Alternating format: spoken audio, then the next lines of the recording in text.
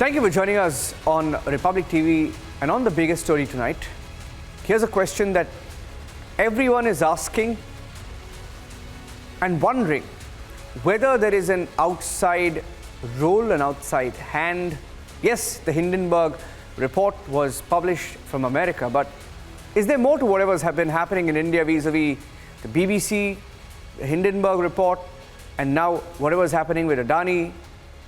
And when you look at the facts, do they raise a question on a possible global conspiracy? Now let's look at the facts at hand. The Adani mess is what we are talking about tonight. And let's also tell you that the stocks, or at least some of the stocks, have bounced back. Let's show you how the stocks did today. Shares of 4 Adani group firms, including Adani Enterprises, Adani Ports, have bounced back today after facing heavy dropping in the last 6 days. Stocks of Adani Enterprises rebounded 1.25% to settle at a little over 1,500 a piece. The Bombay Stock Exchange during the day tumbled 35%, almost to a year low. Shares of Adani Ports has also bounced back. Not just that, during the day, Ambuja Cements also rallied 6% and ACC climbed about 4%. Some Adani Group stocks revived post the confidence statement by Total Energies, a French energy firm that raised sentiments of the markets, and this is where we stand. However, shares of Adani Transmission tanked over 10%, Adani Green Energy over 10%, Adani Power about 5%, Adani Total Gas 5%, Adani Wilmar 5%, NDTV about 5%. Many of the group firms have hit their lower circuit limits during the trade. Now, that's where the stock markets stand. And when you look at what's been happening in the last 1 week in India, many people are asking whether there's an outsider hand. People are asking whether there is a China angle to it.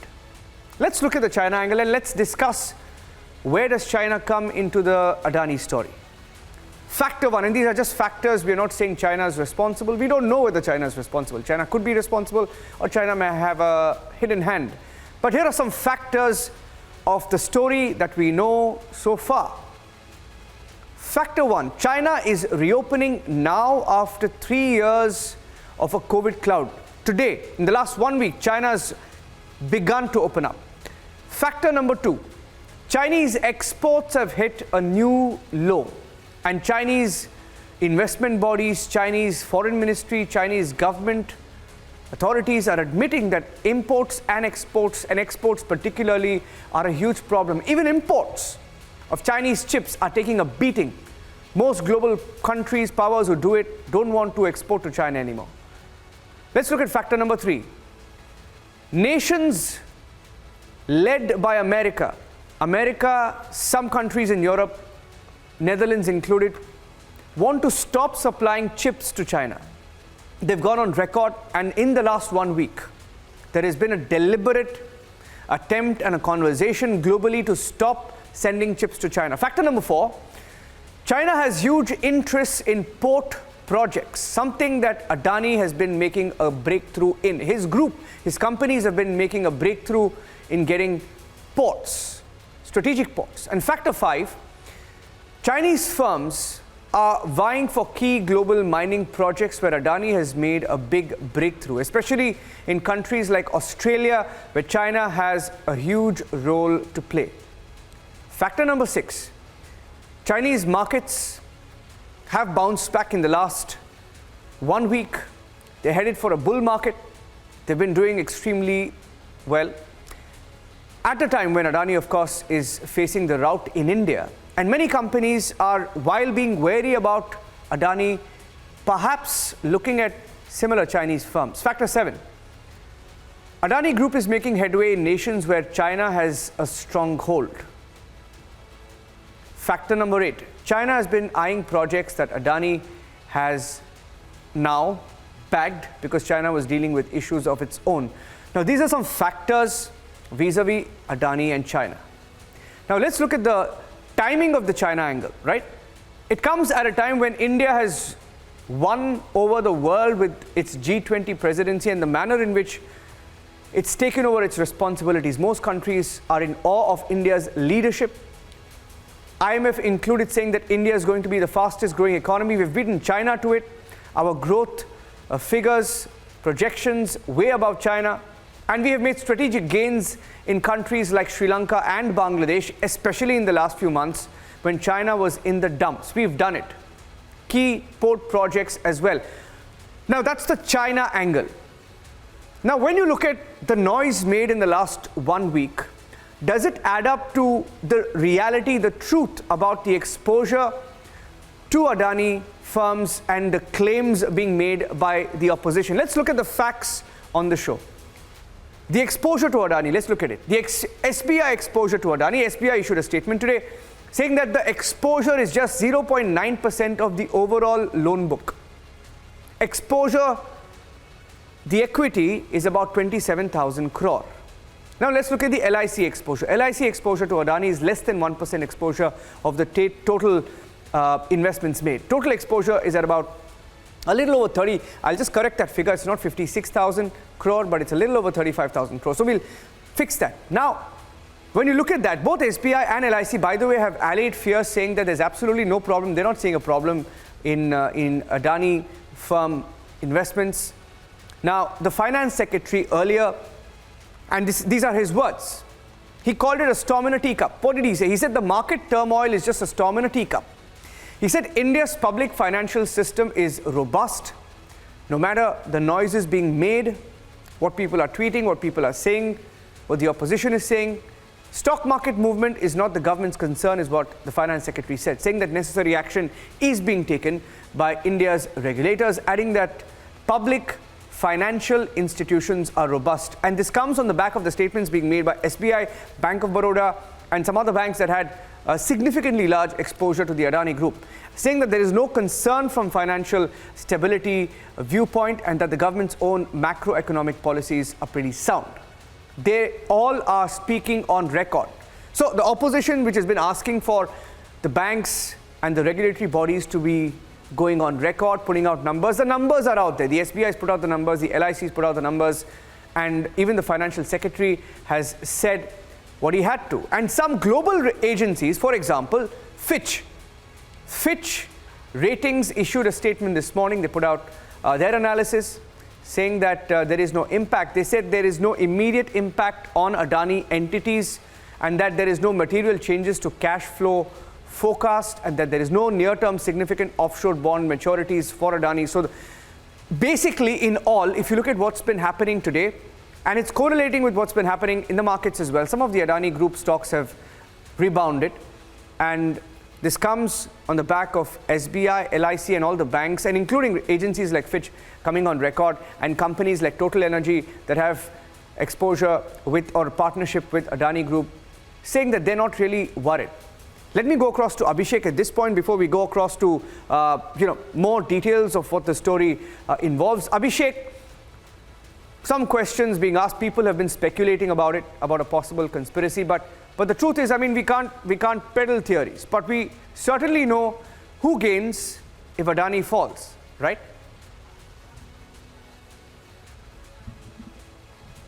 Niranjan, yes, so that aspect would always remain. So the timing, for example, why it happens that every time just ahead of the budget session or an important parliament session, something happens, and earlier it was the phone tapping story, and now Hindenburg research, something comes which deflects the attention from real work that the country should be doing, the parliament should be doing, the nation should be doing.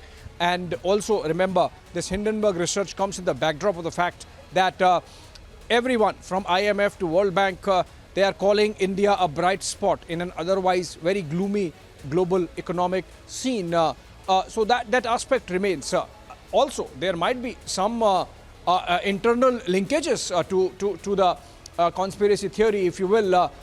Who knows? But as of now, what we are seeing it as, just as this story has panned out, so has our regulatory mechanism kicked in. So whether it is the NSE or the National Stock Exchange, the SEBI and the RBI, the statements they have given, like for example, the latest one just about half an hour back, where the RBI has not only said that we are in control of the situation, it goes on to say that our banking system is absolutely resilient, which is a strong message of assurance to the investing community in the country that the situation is under control. Remember also, Niranjan, that this is just one group, and we have seen during a long period between 2010 and 2015, in fact, spilling over onto 16-17.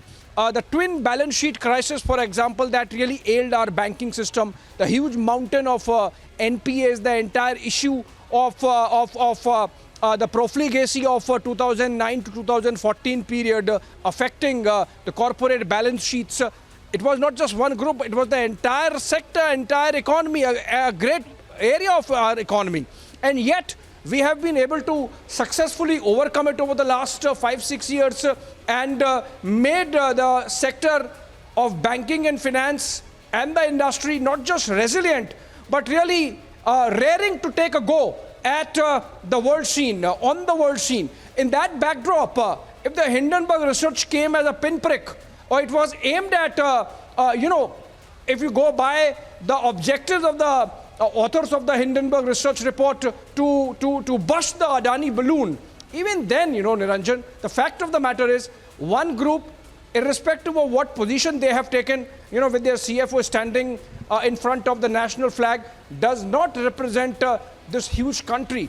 And a $3 trillion economy on road to becoming a $5 trillion economy, and possibly the second largest economy by the time we touch our 100th year of independence. So in that sense, I think there have been, of course, lessons, and for all stakeholders. There are lessons for the Adani Group, there are lessons for the regulators who are now, responding to the crisis. There are lessons, obviously, for the government as to how they can really distance themselves more from these insinuations coming in that they might have helped a particular group or a set of industrial groups in any manner, despite the fact that in the case of Adani Group, for example, we have their chairman Gautam Adani himself clarifying ad nauseum that a great part of their growth, in fact, happened when Congress was in power, both at center and long years ago in Gujarat as well. So in that sense, I think there are lessons.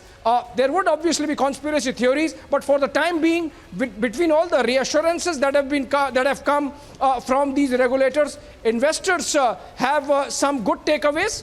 And so far as the opposition is concerned, obviously there will be politicking till the time the parliament is in session. Yes. Well, let's see where the story goes, Abhishek, because, in Parliament, there's been a deadlock. There is no debate. The opposition is keen on a debate. The government has gone on record yesterday and today, the minister saying that it doesn't concern the government. There's no need for a debate. There is a deliberate, of course, a political attempt. And they've been doing it, Abhishek, isn't it? For years together, trying to link Adani to the Prime Minister to sort of embarrass the government, perhaps. But here's what the Parliamentary Affairs Minister said to the demands of the opposition seeking a debate. हमारे सरकार का लेना देना कुछ नहीं है, there is absolutely no connection. And राष्ट्रपति का अभिभाषण का चर्चा प्रायोरिटी रहता है. चर्चा शुरू करने के लिए तैयार है तो उनके पास कुछ मुद्दा नहीं है. सर वो जेपीसी या कोई डिमांड कर रहे हैं? जेपीसी में हमारा काम, सरकार का कोई नहीं. सर क्या आप लोग को ऑपरेशन की बातचीत हुई है क्या? तो कर ही रहे हैं. देखिए, हम क्यों चिंतित हैं? हम ये बार बार मुद्दा क्यों उठा रहे हैं? हमारे नेता प्रतिपक्ष क्यों उठा रहे हैं? हमारी राजनीतिक पार्टियां क्यों उठा रहे हैं? क्योंकि यहाँ 78,000 करोड़ रुपया LIC का अडानी में इन्वेस्ट किया गया है. SBI म्यूचुअल फंड है, पब्लिक सेक्टर बैंक है, पेंशन फंड है. करोड़ों रुपया मध्य वर्ग के लोगों का, करोड़ों भारतवासियों का की बचत इस कंपनियों में लगे हुए हैं, जिसका मार्केट वैल्यू घटा है पिछले 5-6 दिनों में. तो जाहिर है, इसीलिए तो हमने मांग कर रहे हैं कि जेपीसी का हो. देखिए, ये निजी मामला नहीं है. ये सिर्फ एक निजी कंपनी और किसी विदेशी कंपनी के बीच में नहीं है. ये अभी करोड़ों भारतवासियों का मामला है, क्योंकि LIC के माध्यम से, state bank of India mutual fund के माध्यम से, पेंशन फंड के माध्यम से हजारों करोड़ रुपया इसमें लगा हुआ है और इन कंपनियों में लगा हुआ है, जिसका मूल्य घटा जा रहा है. तो इसीलिए हम मांग कर रहे हैं, क्योंकि ये पब्लिक इंटरेस्ट है. ये हमें हिंडनबर्ग से कोई लेना देना नहीं है. हमारा यही एक ही कहना है कि LIC, SBI म्यूचुअल फंड पर आपने